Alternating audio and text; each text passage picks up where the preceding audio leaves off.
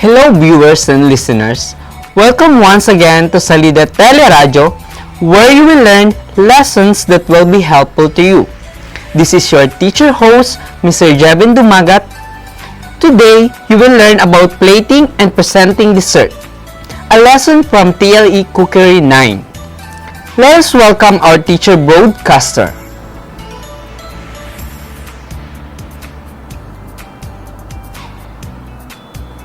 Good morning, viewers and listeners.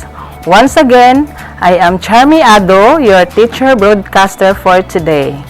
This morning, we are going to discuss plating and presenting desserts as part of your Module 4 in TLE 9. But before that, we are going to present first our objectives so that we are be guided throughout our discussion. So here's our objectives. Objectives number 1. Identify the following factors to consider in planning and presenting desserts. Number 2. Discuss some techniques to keep in mind when garnishing. Number 3. Enumerate popular items that can be used as garnishes. So these are our objectives for this lesson. But before we proceed to our discussion, let us assess first your previous knowledge about this topic. So you have to prepare your paper and pen and answer the following questions. So all you have to do is to write the letter of the correct answer. Okay, are you ready? Okay, question number 1. Which of these sauces is best for a simple dessert? A. Cold dessert. B. Light sauce. C. Hot fudge. D. Rich sauce.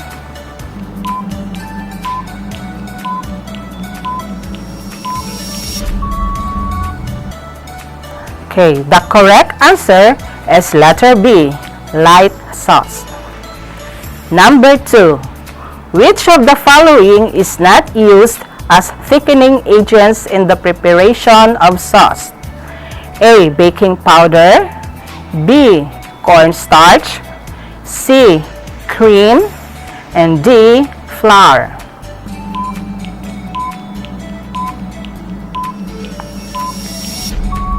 The correct answer is letter A. Baking powder. Number 3. What kind of dessert considered as the simplest dessert? A. Custard. B. Gelatin. C. Fruits.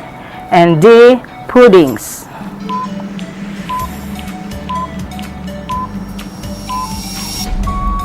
The correct answer is letter C. Fruits. Number 4. What kind of food that are sweet and usually served at the end of the meal? A. Dessert. B. Appetizer. C. Main dish. And D. Salad.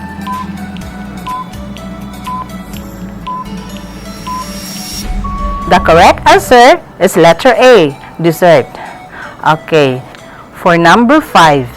The following are the characteristics of good fruit desserts, except A. Appetizing aroma. B. Slightly chilled temperature. C. Simple and attractive. And D. Not sweet.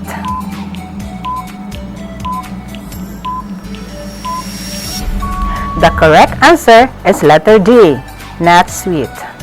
Okay, before we are going to proceed, I have here the pictures, and to all our viewers, kindly observe the pictures, and to all our listeners, kindly listen carefully for I will describe it. The pictures show the different style of plating and presenting of different desserts. To all our viewers, does it looks familiar? And to our listeners, have you tried eating a slice of cake with a presentation? Before that, we have to define first what do you mean by plating and presentation of desserts. Plating and presentation of desserts refers to the arrangement of food on the plate, dressed with a sauce or topped with garnishing. There are tips and techniques for plating and presenting desserts. First, we have the plate. Plate consider as the frame of our presentation. So when plating desserts, the choice of plate is very critical to the final presentation. The plate needs to be appealing, and always remember that present your desserts simple and elegantly. The size of the plate also plays an important role in presenting desserts. Plate should be big enough to make desserts stand out and petite enough to prevent your portions from looking small. So, sa pagpili ng ating mga plates, we have to consider also the sizes. So, halimbawa, if you are presenting huge amount or huge size of our main item or the dessert, so we have to use big enough plates. So, pag kunti naman yung serving ng ating dessert, so kailangan gagamit din tayo ng maliit na mga pinggan para hindi po siya, dili siya mawala, no? Dili siya para mag-stand out ang atong dessert. Okay? Second, we have also to consider the color of the plate. No? Because color of the plate can stimulate and reduce our appetite. So, naapod siya depende sa color. So, first, we have green. So, green, it is a fresh and cool and can be soothing to our eyes. No? Basta green gani, mamay siya cool, very cool. Then, how about for red? So, red plate, it increases the appetite. Motoo mo, ana? So, as what I have observed, especially yung mga food establishments, no, just like Jollibee, and we have McDo, di ba? Yung kanilang place, meron silang mga color na red or orange. Because, according to the expert, that red increases the appetite. Then, how about black? So, black is sophisticated and elegant. So, depende pa rin yon sa uri ng ating main item.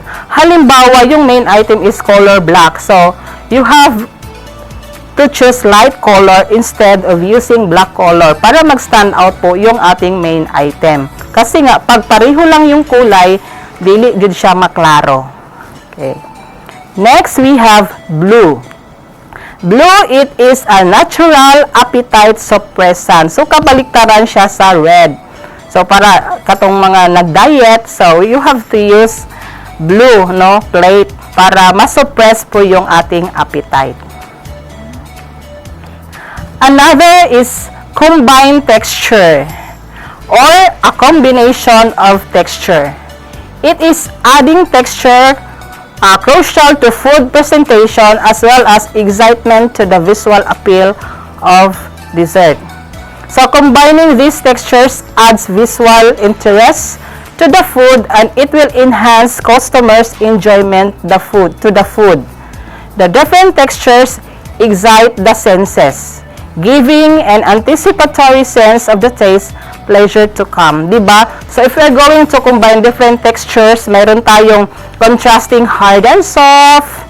We have smooth and coarse. So, diba? Parang ma-excite tayong kumain. So, example, diba? Pag mayroon tayong halo-halo. So, ang halo-halo, mayroon siyang contrasting na texture or a combination. Mayroong soft na mga pagkain, mayroon siyang medyo crunch, diba? Na mga humok, na ice cream, na meron siyang crunch component, yung cornflakes, makagumkum siya, inigkaon mo. So, na siya combination, maka-excite siya sa atoang senses. Number 3, keep things clean. Kailangan limpyo ang atoang presentation, no? Especially we are dealing with food. Dapat limpyo jud siya. So, remember that neatness counts. If the dessert is beautiful, it should not need a lot of garnishes. If you're going to present a main item na colorful na siya, so dili na kailangan na magdagdag pa ng maraming mga garnishes. And this dessert should be contain within the rim of the plate and should not be crowded in the center. So remember, if placing or adding garnishes, dapat dili siya mag-crowd sa tuang plato. Okay. And you have to ask yourself if it is pleasing to the eye. So, pwede nimo tawagon imong kauban kung okay na ba, or imong kaugalingon, try to question yourself, is it okay? Is it presentable? Is it attractive? Is it beautiful? So, yon. Then, it should not look sloppy and dirty. So, yung mga plates natin na mayroon siyang mga sami-sami, ato dyan na siyang limpyuhan, no? Sa gamit yung tissue. Huwag natin gamitin yung mga kamay natin para linisin yung mga dumi sa ating pinggan. Number 4, we have garnish to impress. So, we have to apply garnishes.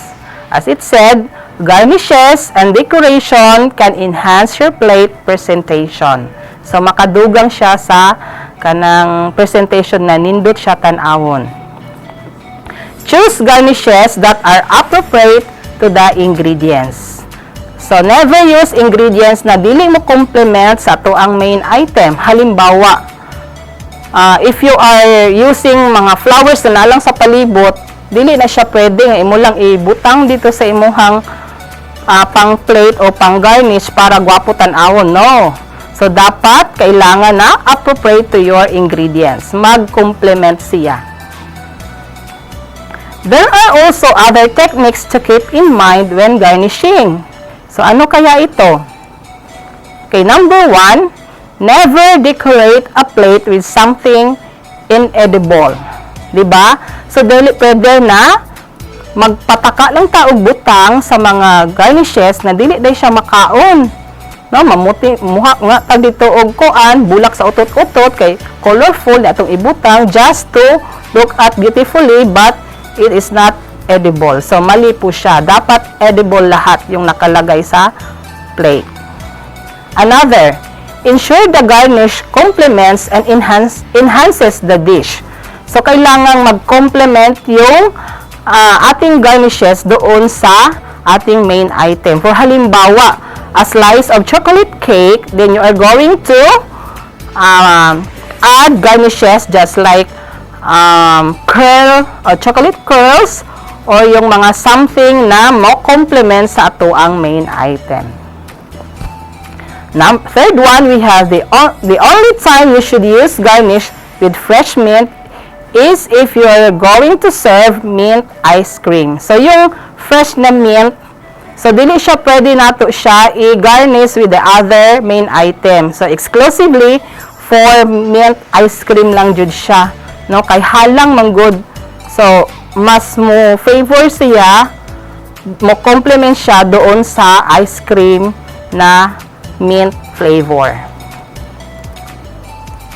There are also 4 main features of plated dessert. So, what are these features? Number 1, the main item. The main item, this is the star in the plate. Siya yung bida kasi siya yung ating focus for our plating and for our presentation. Another is we have the sauce. Sauce flavor that complements or contrasts with the star. So, kailangan complements or pwede po siya contrast basta kayong ingredients and the taste of the sauce mo complement sa ating main item. Then we have 3 types of sauces that we can use in garnishing our dishes or desserts. So first, we have the raspberry sauce. So ito yung red in color. So remember, do not use sauces na dili siya mo complement. No, for example, nung nangyari po ito, yung mayroon kaming pa-contest, no, yung desserts, para ma-enhance niya yung kanyang presentation, yung nilagay niya is ketchup. So, which is wrong. Kasi hindi siya mo complement. Dili man siya pang desserts. Doon siya pang main dish, no, pang sudan, appetizer.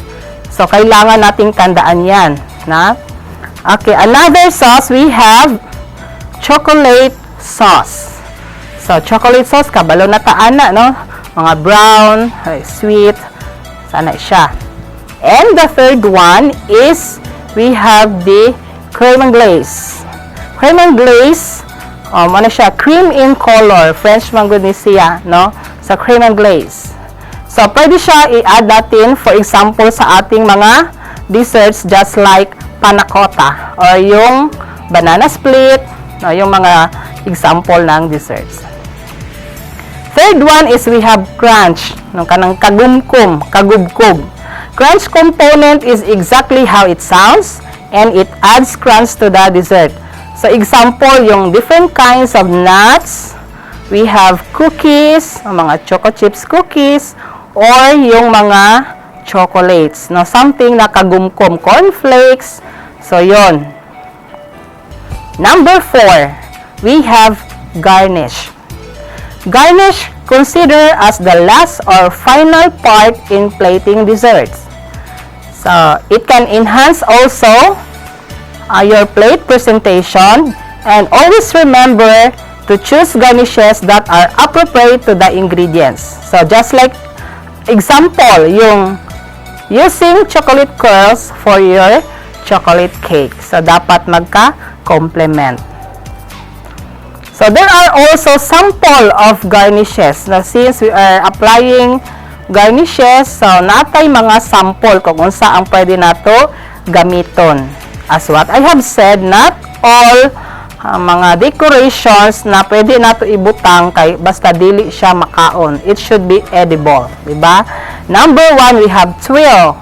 So, tuile, it is a baked wafer, generally arc in shape, wafer thin, crisp, sweet, or savory that is made from dough or cheese. Oh, kita na ba ka ng tuile? So, French word, ang tuile is a French word of tiles that arc, baked good most often resembles. Marag siya og tiles sa French man good, ilahang mga tiles, diba, kanang murag naka-curl. So, mana siya, gingalan siya og tuile po diri sa to, as garnishes.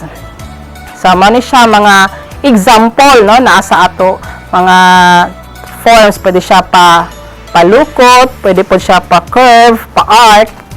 Sama na ang ato ang sample of garnishes. Number 1, yung tuile. Then the second is we have the sliced fruits or slices of fruits.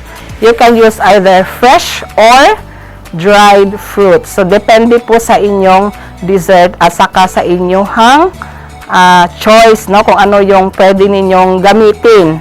So, lahat ba ng uri ng prutas ay pwede natin gamitin as garnishes? So, hindi lahat. Because there are some fruits, no, na isog ang iyahang taste, na makaguba siya sa lasa sa tuang dessert. So, we have to be choosy, no, careful tayo sa pagpili ng ating fruits na kailangang i-garnish. So, pinaka-common na mga fruits, we have berries, strawberry, we have grapes, we have kiwi, raspberries, ano pa, yung mga oranges, pwede siya, no, basta hindi siya nakaka-apekto yung lasa sa ating main item. We also have small cookies. Small cookies, you can use a wide range of cookies such as sugar cookies, shortbreads that can be used as garnishes. So, daghan man tak to mga gagmay kayo na mga cookies. Pwede nato siya gamiton as garnishes. So, mayroon na yung parang biscuits na mayroon siyang icing sa dulo, yung tinatawag nating ice gems. Pwede rin din nating gamitin as garnishes. Another is we have meringue disc. So, meringue, a garnish made from whipped egg whites and sugar and have acidic ingredients such as lemon or vinegar. So, meringue siya kasi nga yung component or the ingredients is yung pangmirang talaga, no? Yung ginagamit natin sa paggawa ng cake. At saka yung disc, because the shape itself is, it is round. So, meringue disc. The last one, we have the chocolate garnish.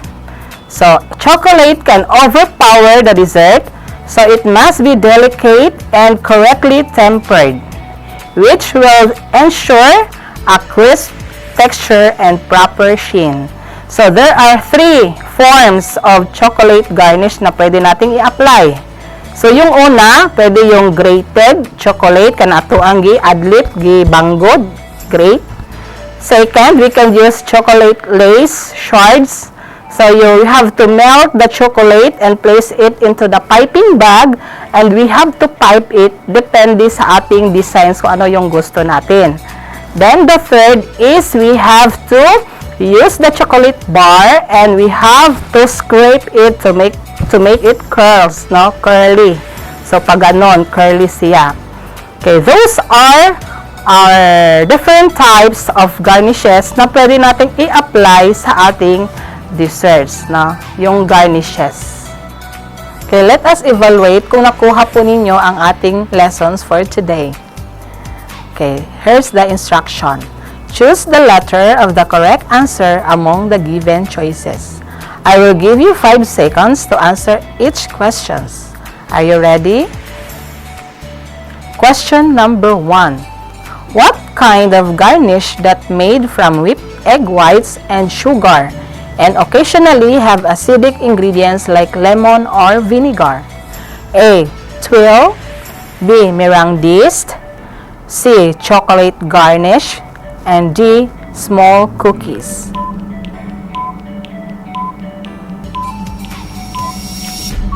The correct answer is letter B. Meringues. Number 2. Which of the following component of the main item has no crunch itself? Nuts, cookie, caramel, decoration, and pieces of chocolate. A. Garnish. B. Cookies. C. Sauce. And D. Crunch.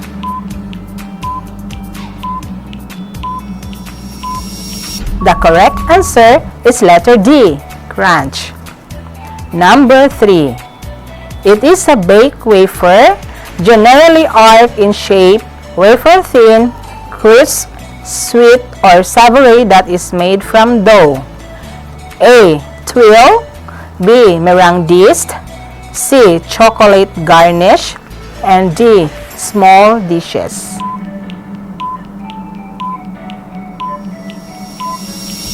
The correct answer is letter A. Tuile. Number 4. Which part of plated dessert refers to the star in the plate? It could be a cake, custard, tart, or any dessert. A. Garnish. B. Sauce. C. Main item. And D. Crunch.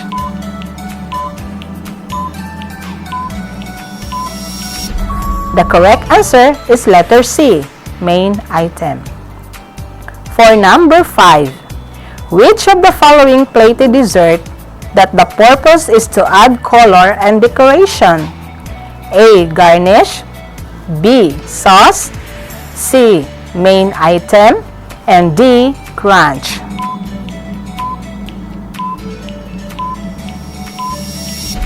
The correct answer is letter A. Garnish. Kung sino sa inyo ang nakakuha ng perfect score? Very good. So, nakuha ninyo talaga ang ating lesson for today. For your assignments, kindly write this in your notebook. Why do we execute proper plating of desserts before presenting them to the guest? Again, why do we execute proper plating of desserts before presenting them to the guest? That's all for this day, and thank you for listening.